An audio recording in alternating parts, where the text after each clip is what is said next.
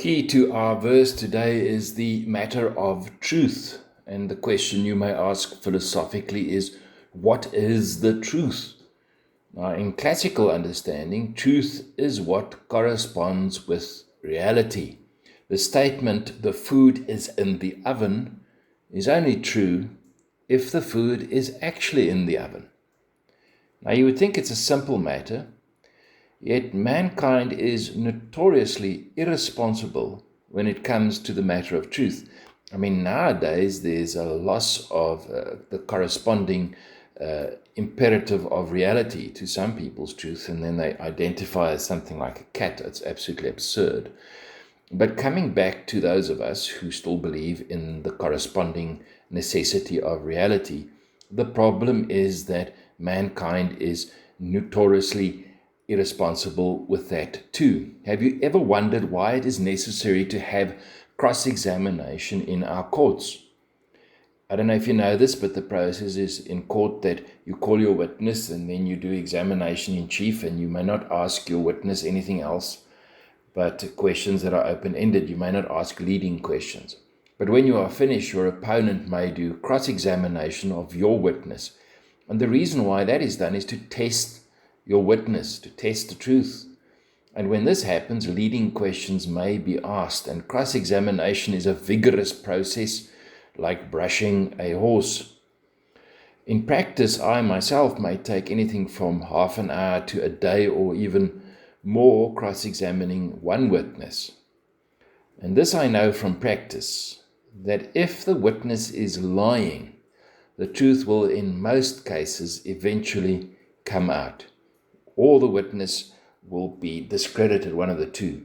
The number of times the truth has had to be extracted is actually surprising and very disappointing. You see, the mere fact that we have something like cross-examination is evidence that human beings simply cannot be trusted with the truth.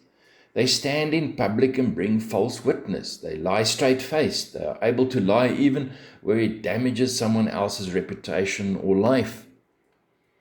But you, if you are a believer, are to be fiercely otherwise, because you are sons and daughters of the truth. Truth has strangely become a hot topic for our generation, and who would have imagined it? Because we live in a time in which almost everything we see and hear may be edited, filtered, framed, and represented. Even old Donald is unhappy about the BBC's editing.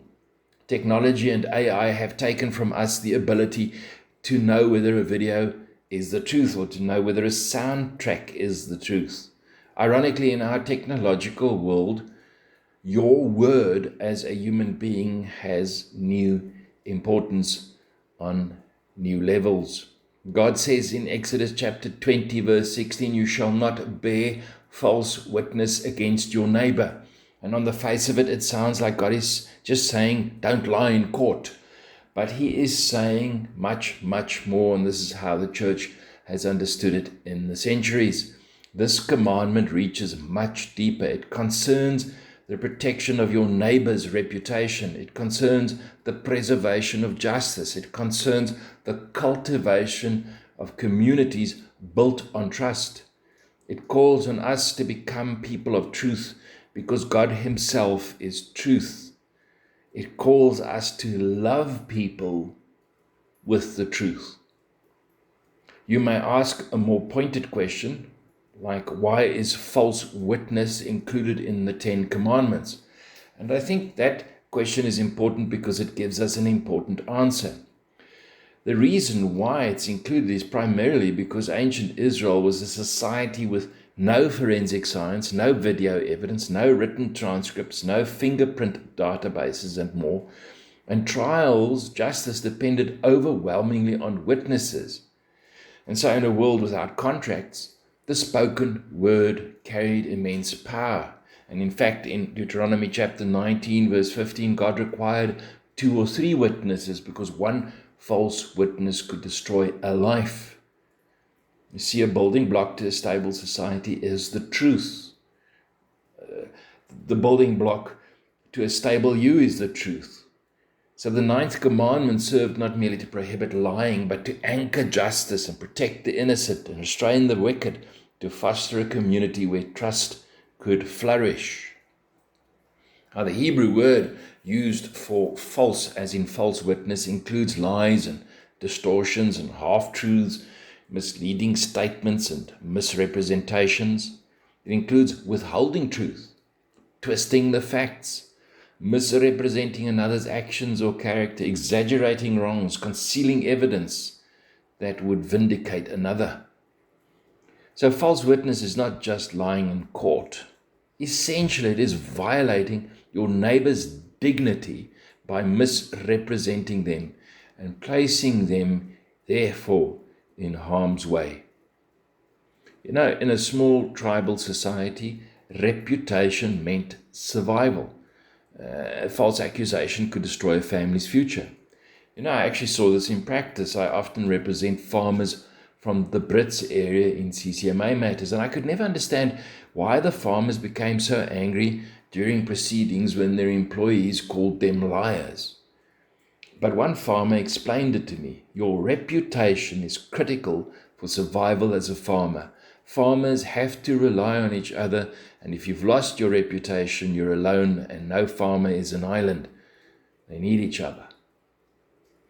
Another thing, the ninth commandment also reflects God's character. Israel's God is a God abounding in truth.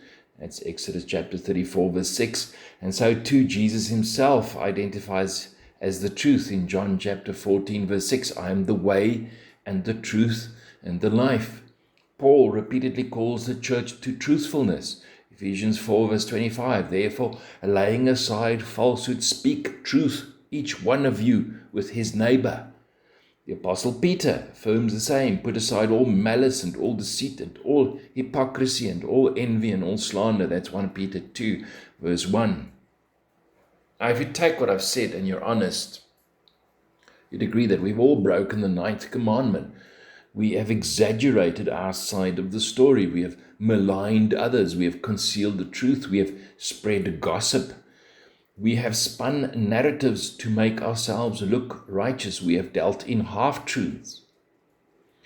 And so the ninth commandment comes at us and shakes our tree anew and calls us to stand up for the truth, regardless the cost. So before I close, let me just draw out 3 thoughts. Lesson number 1, or truth number 1. Truth-telling is an act of love. If you understand it that way, it changes everything. This commandment is not really about, first of, virtue or honesty. It's about loving your neighbor. And I tell you this, it does take guts to speak the truth. It costs you. I often see in cases in the mining industry that cases are built up against employees that are not true. If you had to come and testify against your employer, it could cost you your job. But it would be a profound act of love, and it would be what God has called you to do. Your honesty protects people, it builds community, it restores trust, and when we speak the truth, we are doing good to others, we are loving them. And so I may ask you at this point, is there an area in your life where you have to correct a lie that you have spoken? Where you have to restore someone's reputation? If that is so, then may you have the courage to correct the lie. My second thought, remember that on the flip side, falsehood destroys community and relationships. Slander kills trust. Gossip kills unity. Misrepresentation kills relationships. A false witness is a social arsonist. I like that sentence. A false witness is a social arsonist. And my question to you then is, will you stand up against false witness? And will you avoid conversations that slander? And on social media, will you join the discussion with the necessary restraint? The third thought is that one should say less and remember the Archimedean point. I don't know if you recall my sermon on the Archimedean point. If you haven't listened to it, you can go onto YouTube and listen to it. But words can build up or tear down, heal or harm, defend or destroy. They're very powerful. James says, the Apostle James, the tongue is small but sets forests ablaze. Your words are powerful.